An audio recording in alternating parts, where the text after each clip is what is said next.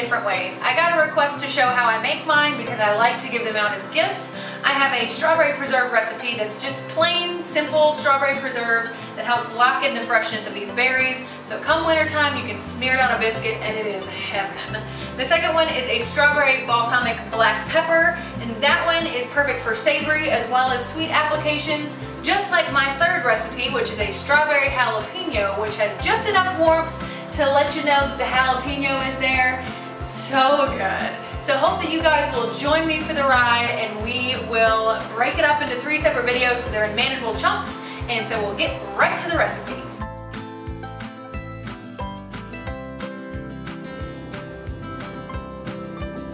You're gonna need fresh strawberries. I got these at a local farm for peak freshness. You're also gonna need a bag of sugar. I like to go with a fresh bag of sugar every time, that way I don't have to worry about off flavors or lumps and bumps in my sugar. You're also gonna need bottled lemon juice. You do wanna use bottled versus fresh in this case because this has a constant acidity, whereas fresh could have all sorts of different acidity levels. You're also gonna need pectin. This is the no and low sugar needed pectin from Ball. It's in the orange and green canister. If you are using regular pectin, you'll need to use the sugar recommended on that package. And lastly, you'll need jalapenos.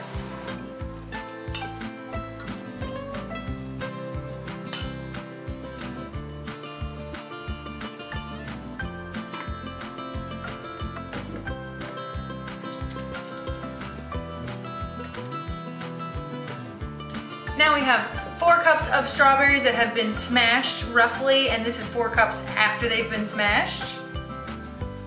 Put them in our bowl.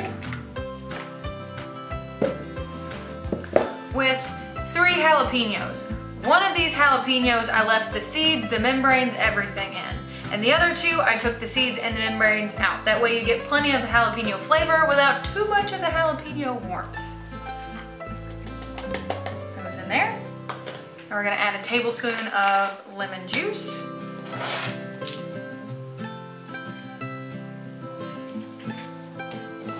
I'm gonna also add 4 tablespoons of pectin.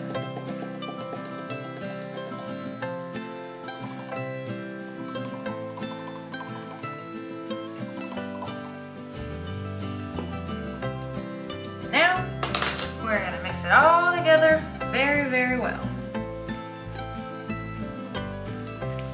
Now we're gonna pour it all into this pot. Ooh, carefully. Try and get all that good stuff out of there.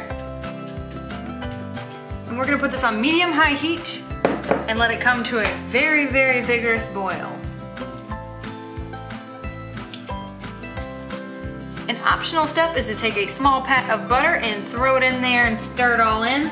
That way whenever it gets to boiling, it doesn't make a bunch of foamy scum at the top. And once it gets up to a rolling boil like this, a very vigorous boil, you're gonna dump in 1 cup and 3/4 of sugar. Stir it in. And then once it comes back up to a boil, you're gonna time it for about a minute. Check your gel, and then you're gonna take it off the heat. Now all you have to do to check your gel is kind of stir around in your juice a little bit. Get some on your spoon. Now you're gonna wanna blow on it to cool it off. All right, so now you're gonna take your finger and go through the middle of the jam on your spoon and see if it keeps that line. If it keeps that line, or at least it takes it a little while to overtake it, your set is good.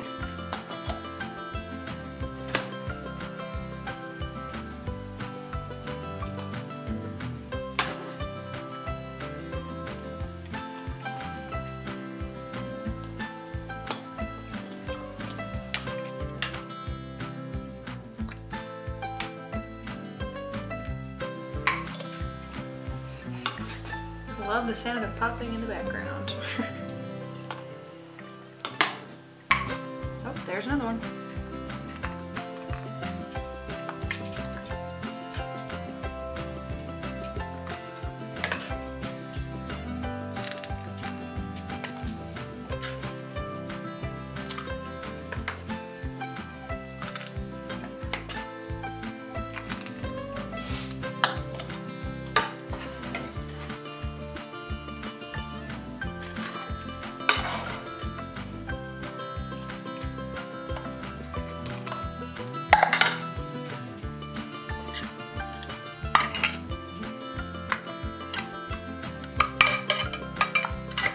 now we're gonna take our air bubbler and we're gonna go along the sides of the jar and try and knock out some of the air bubbles from when we were pouring it.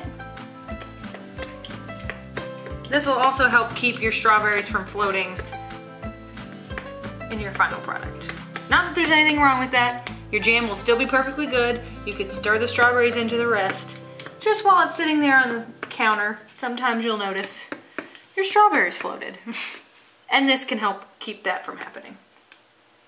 Now we'll get a dampened paper towel and we will clean off the rims of our jar here. This is very important so that you get a good seal and there's no food that's gonna keep your seal open and let bad stuff into your jars of jam. So make sure you get all that off, which another good thing about that canning funnel is that it mostly makes that job pretty easy. So now you just wanna put your lids on and make sure that they're centered. And then you're gonna put your rings on and you only wanna put them a little hand tight. That way these lids stay where they're supposed to be, but not so tight that air can't escape out of the jar.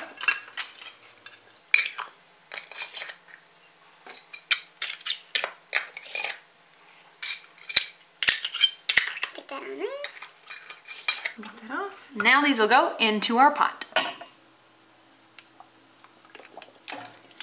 Now we're gonna put the lid on and let it come up to a boil and boil for 10 minutes. And now it's been 10 minutes and they're ready to come out of the pot.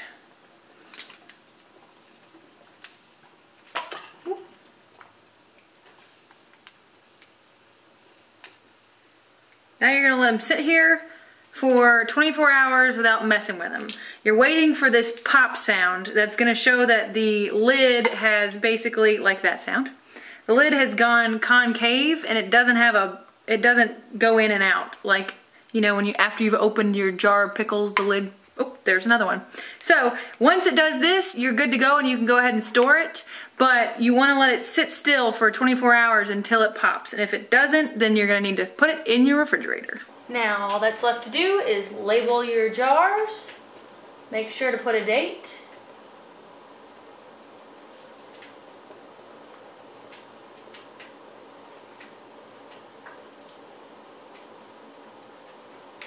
Stick it on.